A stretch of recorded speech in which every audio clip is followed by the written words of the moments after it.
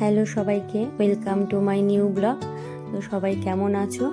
আবারও একটা নতুন ব্লগে সবাইকে স্বাগত।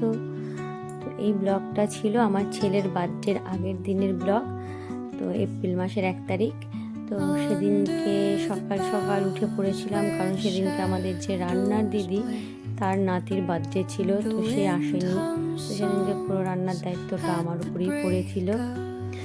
আগাগোড়ায় সব রান্নার মধ্যে সব থেকে কষ্ট হচ্ছে আমার রুটি করাটা, কারণ আটা মেখে রুটি করা মানে জায়গাটাও প্রচুর নোংরা হয়।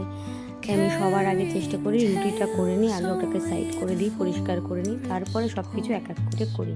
সকালে উঠে আগে আটা মেখে রুটিটা করে নেওয়ার চেষ্টা করি, আর নাহলে গিয়ে একদম লাস্টে করি।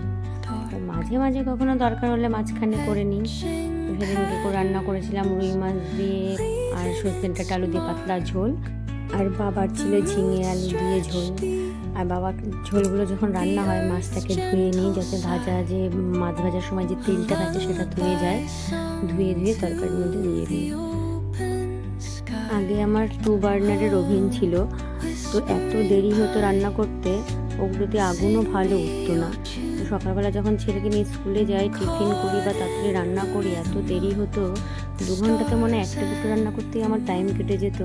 আর ভাতটা হতে তো পাক্কা 1 ঘন্টা লাগতো, সেটা আমি বুঝতে পারতাম না। কিন্তু মা এসে যখন একদিন রান্না করলো, মা বলছে তোর বড্ড দেরি হয়, তোর গ্যাসের আগুনটা ভালো ওঠে না। তখন আমি বুঝলাম যে কেন আমার দেরি হয়। তো তারপরে বরকে বলার সঙ্গে সঙ্গে পর একটা 3 বার্নারের ওভেন কিনে দিল।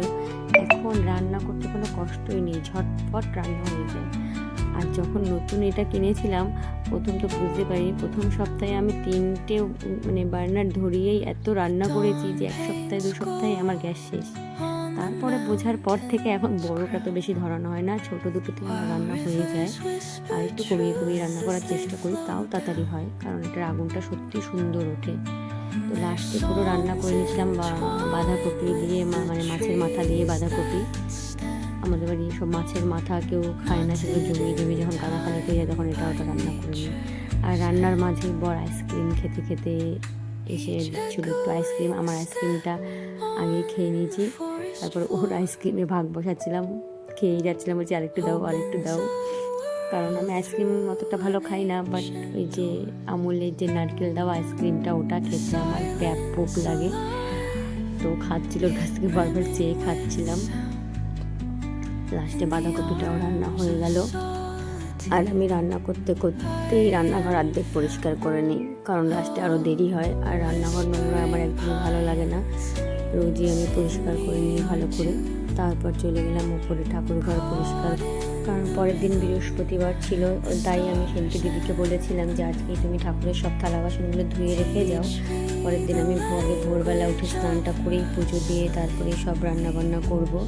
তাই জন্য সেদিকে ঠাকুর ঘরে সব থালা বাসন নামিয়ে দিয়ে ভালো করে মুছে পরিষ্কার করে নিয়েছিলাম। আর দিদি যখন এসেছিল তখন দিদি থালা বাসনগুলো সব ধুয়ে দিয়েছিল। আর এই যে ছাদের অবস্থা করেছে, সব ছাদ খোঁচানো চলছে, আমার খেলনা সব, মাথা খারাপ হয়ে যায়, এগুলো বের করলে দেখলেই মাথা খারাপ হয়ে যায়। তো আজকে ব্লগটা এই অবধি। সবাইকে টাটা, ভালো থেকো সবাই। আর যদি ভালো লাগে অবশ্যই লাইক কমেন্ট করে দিও। টাটা।